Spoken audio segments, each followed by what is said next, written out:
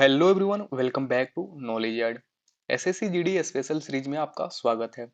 आज हम static GK के उन 25 प्रश्नों को हल करेंगे जो पिछले कुछ सालों में सबसे ज्यादा बार बार पूछा गया है और यह जितना क्वेश्चन है रिपीटेड क्वेश्चन है। तो चलिए, आपके स्क्रीन पे क्वेश्चन नंबर 1 है, सतारिया किस राज्य का शास्त्रीय नृत्य है? तो आपका ऑप्शन ए है ओडिशा, बी है असम, सी है मणिपुर और डी है केरल। तो चलिए, इसका सही उत्तर जानते हैं क्या होगा। तो इसका सही उत्तर होगा ऑप्शन नंबर बी, असम।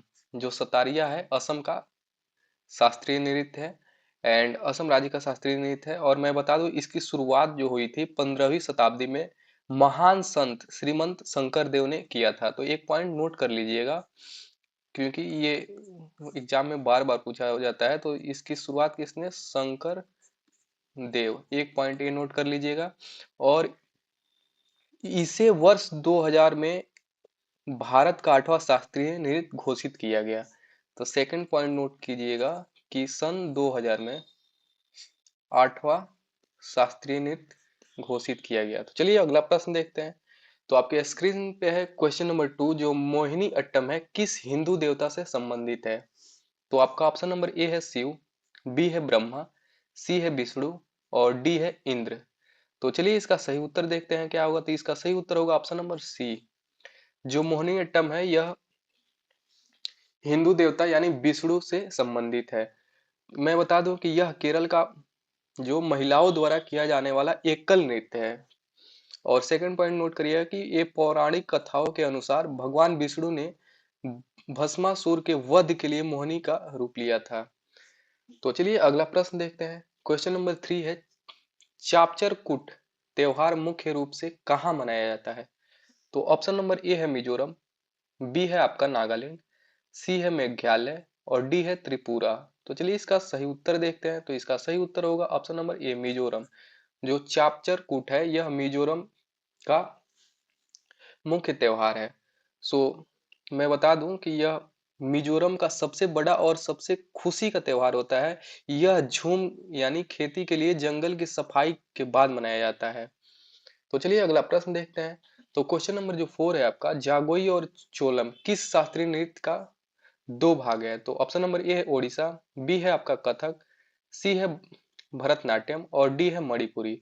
तो चलिए, इसका सही उत्तर देखते हैं। तो इसका सही उत्तर होगा ऑप्शन नंबर डी, मणिपुरी। यानी जो जागोई कोमल और धीमी गति के नृत्य को दर्शाता है। जो जागोई है, ये जो जागोई वर्ड है यह धीमी गति यानी कोमल को दर्शाता है। और चोलम जो होता है वो शक्ति का प्रतीक होता है, यानी तेज को दर्शाता है, जैसे ड्रम बजाना। तो चलिए, अगला प्रश्न देखते हैं। तो क्वेश्चन नंबर 5 है, पंडित बिरजू महाराज का संबंध किस नृत्य शैली से है? तो चलिए, इसका ऑप्शन ए देखते हैं कुचिपुड़ी, बी है कथक, सी है कथकली और डी है सतारिया। तो चलिए, इसका सही उत्तर देखते हैं। तो इसका सही उत्तर होगा ऑप्शन नंबर बी। जो ये हैं लखनऊ कालिका बिंदादीन घराने के प्रमुख कलाकार थे। जो पंडित बिरजू महाराज थे ये लखनऊ के बिंदादीन घराने, एक पॉइंट नोट कर लीजिएगा कि लखनऊ के कालिका बिंदादीन घराने के प्रमुख कलाकार थे।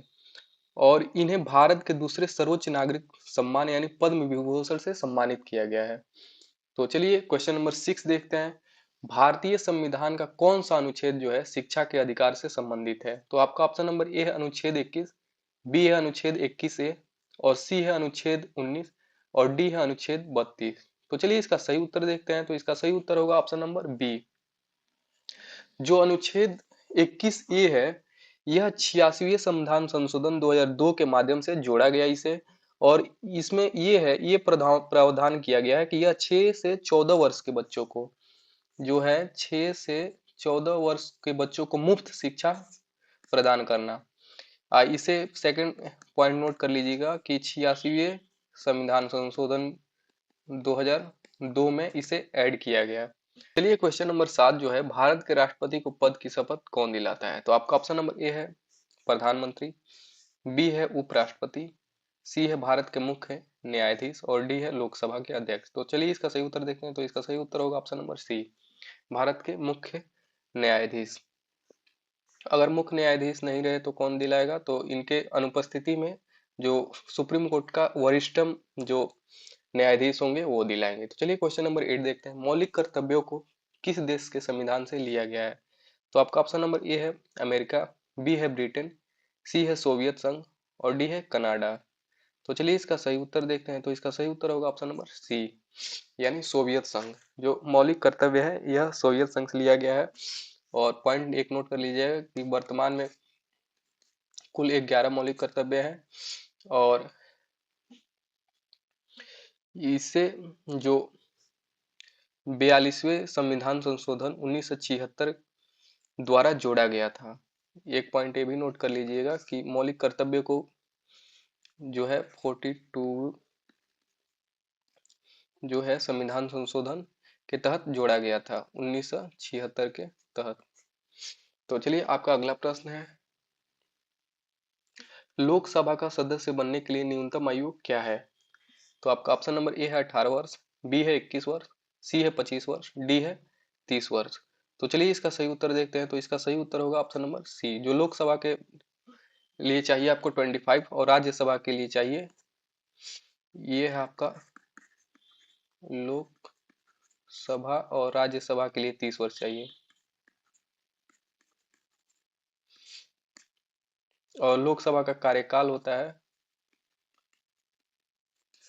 5 वर्ष और राज्यसभा का कार्यकाल होता है 6 वर्ष। अल्टरनेट चलता है 2-2 वर्ष।